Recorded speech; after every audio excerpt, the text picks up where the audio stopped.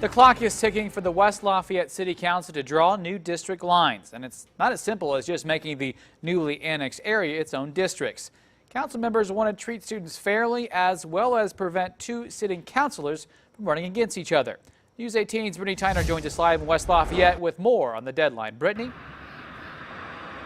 Dan, under state law, the council must vote on the new districts by November because that's 1 year before the election. Tonight, the possibilities were narrowed down somewhat, but there's still plenty of work to do.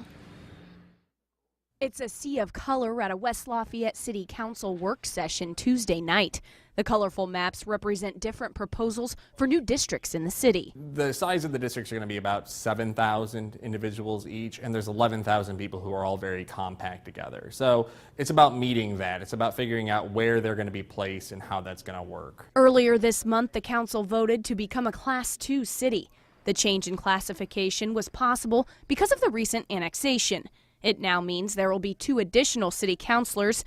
The councilors narrowed 6 maps down to 2 on Tuesday that councilors Nick DeBoer and Steve Dietrich will work to combine. The biggest challenge is there's about 12,000 new students who are in their own precinct, all around the dormitories and north of there, and it's a matter of figuring out how best to bring them into the city and who's going to represent them. Mayor John Dennis asked the councilors to try to make sure students as well as permanent residents are in each district. He also wants to keep 2 councilors out of the same district. My hopes are that in this redistricting process that they don't immediately redistrict somebody out of their current job.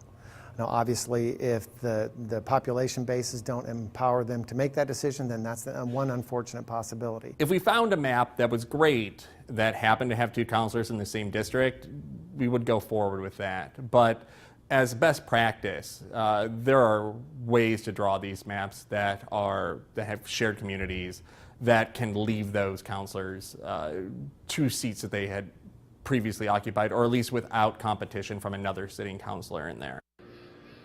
The City Council will have its first vote on redistricting at its October meeting. There will then be a special meeting later on in the month for the second and final vote because, again, they're really trying hard to get this done before November.